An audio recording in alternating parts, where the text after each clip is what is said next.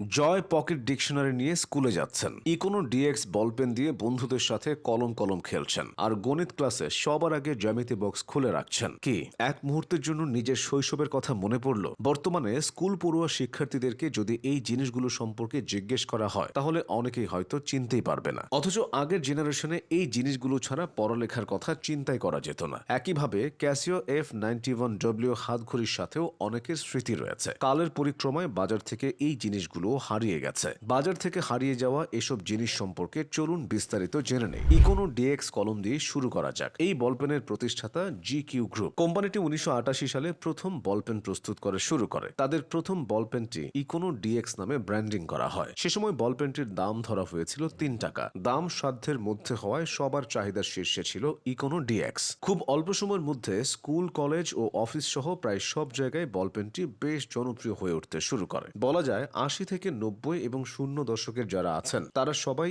Econo dx কলম দিয়ে লেখা শুরু করেছেন। লেখার পাশাপাশি স্কুলের বেঞ্চে কলম দিয়ে ব্যতিক্রমে এক ধরনের খেলা হতো। শৈশবের সেই স্মৃতি রোমন্থন করে আবেগ আপ্লুত হয়ে পড়েন অনেকে। এটি শুধু অনেকের ছোটবেলার পছন্দের বলপেনই ছিল না, বরং বাংলাদেশের বলপেন ইন্ডাস্ট্রির শীর্ষ ব্র্যান্ড হিসেবেও পরিচিত ছিল। কিন্তু একটা পর্যায়ে এসে সময়ের সাথে তারা পিছিয়ে পড়ে এবং মার্কেট থেকে প্রায় হারিয়ে যায়। জয় পকেট ডিকশনারির কথা নিশ্চয়ই মনে আছে। আগে দেশের সব জায়গায় এই পকেট ডিকশনারি পাওয়া যেত। স্কুল পড়ুয়া বা কলেজে ওঠা শিক্ষার্থীরা ইংরেজিটা একটু ঝালিয়ে নেওয়ার জন্য সবসময় নিজেদের সাথে একটা করে জয় ডিকশনারি রাখত। বিশেষ করে 1990 থেকে 2000 সালে জনপ্রিয়তার শীর্ষে ছিল এই পকেট ডিকশনারি। তখন এর এক একটি ক্যাটাগরি মাসে 10,000 কপি বিক্রি হতো। মাঝে মধ্যে পহেলা বৈশাখের মতো বিভিন্ন উৎসবের সময়ে ছাড় দেওয়া হলে বিক্রি আরো বাড়ত। কথায় আছে নক্ষত্রেরও পতন হয়, এই ডিকশনারির ক্ষেত্রেও সেটাই হয়েছে। ছোট্ট করে বলে রাখি, পপি গাইডের জনপ্রিয়তাও কিন্তু কম ছিল না। রচনা বা প্যারাগ্রাফ মুখস্থ করার জন্য পপি গাইড ছিল সেরাদের সেরা। এই ডিজাইনের জ্যামিতি বক্সের সাথে